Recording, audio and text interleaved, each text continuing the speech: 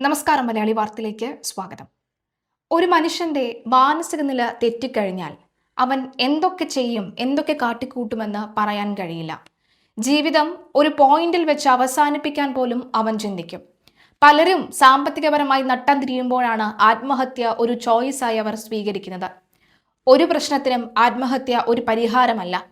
ആത്മഹത്യയ്ക്ക് ശേഷം അതിന്റെ കാരണങ്ങൾ ഊഹാപോഹമായി പലരും പലതും വിളിച്ചു പറയുകയും ഒക്കെ ചെയ്യും. നല്ല ഉന്നത പദവിയിലിരിക്കുന്ന ഉന്നത ഉദ്യോഗസ്ഥനായ ഒരാളാണെങ്കിലോ അയാൾക്ക് മാസം ലക്ഷങ്ങൾ സമ്പാദിക്കാൻ കഴിയുന്ന ജോലി ഉണ്ടായിട്ട് പോലും എന്തിനാണ് ഇങ്ങനെ ആത്മഹത്യ ചെയ്യുന്നത് നമ്മൾ അറിയാതെ ചോദിച്ചു പോവാറുണ്ട്. നമ്മുടെ രാജ്യത്തിന്റെ ഏറ്റവും നല്ല പദവി അല്ലെങ്കിൽ ബഹുമാനം അർഹിക്കുന്ന പദവി എന്ന് പറയുന്നത് ഒരു ജഡ്ജിന്റെയാണ്. അതും 30 വയസ്സ് എന്ന വളരെ ചെറിയ പ്രായത്തിൽ തന്നെ ജഡ്ജിയായി മാറിയ ഒരു യുവാവ്. ആ യുവാവ് കഴിഞ്ഞ ദിവസം രാത്രിയിൽ മരണപ്പെടുകയാണ്. തന്റെ ശുചിമുറിയിൽ തൂങ്ങി മരിച്ച നിലയിലാണ് അദ്ദേഹത്തെ കാണപ്പെട്ടത്. കാരണം എന്താണ് എന്ന് ഇതുവരെയും വ്യക്തമല്ല. ഡൽഹിയിലാണ് സംഭവം നടന്നത്. ഡൽഹിയിൽ ജഡ്ജിയെ വീട്ടിലെ ശുചിമുറിക്കുള്ളിൽ മരിച്ച നിലയിൽ കണ്ടെത്തി. ദക്ഷിണ ഡൽഹിയിലെ ഗ്രീൻ പാർക്കിലുള്ള വസതിയിലാണ് ജഡ്ജിയെ മരിച്ച നിലയിൽ കണ്ടെത്തിയത്. ആത്മഹത്യയാണെന്നാണ് പോലീസിന്റെ പ്രാഥമിക നിഗമനം. പ്രേംകുമാർ ശർമ്മയുടെ മകൻ അമൻകുമാർ ശർമ്മ എന്ന 30 വയസ്സുകാരനാണ് മരിച്ചത്.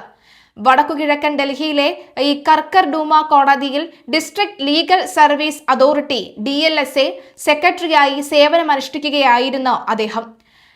കർക്കർഡൂമ ബാർ അസോസിയേഷനും അദ്ദേഹത്തിന്റെ ഔദ്യോഗിക പദവി സ്ഥിരീകരിച്ചിട്ടുണ്ട്. ഇന്നലെ ഉച്ചയ്ക്ക് 1:45 സഫ്ദർജംഗ എൻക്ലേവ് പോലീസ് സ്റ്റേഷനിൽ ഇത് സംബന്ധിച്ച PCR കോള് ലഭിച്ചത്.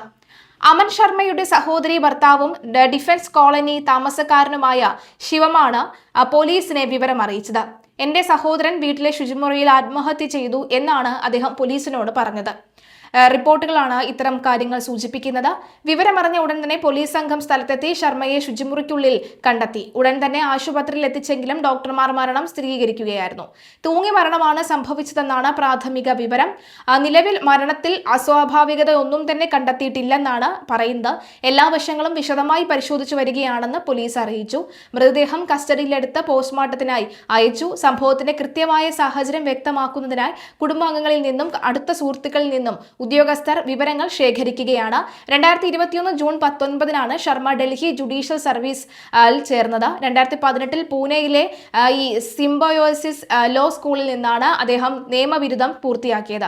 തന്റെ ഔദ്യോഗിക ജീവിതത്തിനിടയിൽ നിരവധി സിവിൽ ക്രിമിനൽ കേസുകൾ കൈകാര്യം ചെയ്ത അദ്ദേഹം വിവിധ കോടതികളിൽ സേവനം അനുഷ്ഠിച്ചിട്ടുണ്ട്. 2025 ഒക്ടോബർ മുതൽ വടക്ക് കിഴക്കൻ ജില്ലയിലെ ഈ കർക്കർഡൂമ കോടതിയിൽ district legal service authority full time സെക്രട്ടറിയായി പ്രവർത്തിച്ചു വരികയായിരുന്നു. എന്തിനാണ് അദ്ദേഹം ഇത്തരത്തിലൊരു കടും കൈ ചെയ്തത് എന്നറിയില്ല. മാനസികമായി എത്രയും തളർന്നിരിക്കണം അല്ലോ. അതുപോലെ തന്നെ ആരാണ് ഇദ്ദേഹത്തെ മരിച്ച നിലയിൽ കണ്ടെത്തിയത്? മറ്റെന്തെങ്കിലും കേസുപരമായി ആരെങ്കിലും അദ്ദേഹത്തെ ഭീഷണിപ്പെടുത്തിയിരുന്നോ?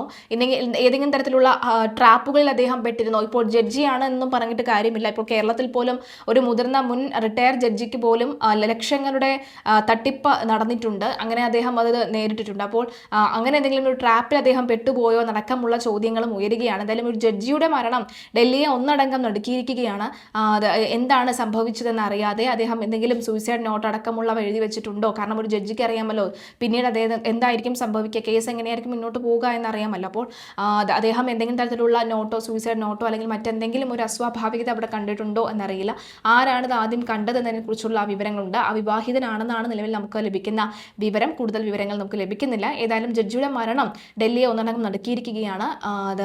എന്താണ് കാരണം എന്ന് കൂടുതൽ പോലീസ് അന്വേഷിച്ചു വരികയാണ്.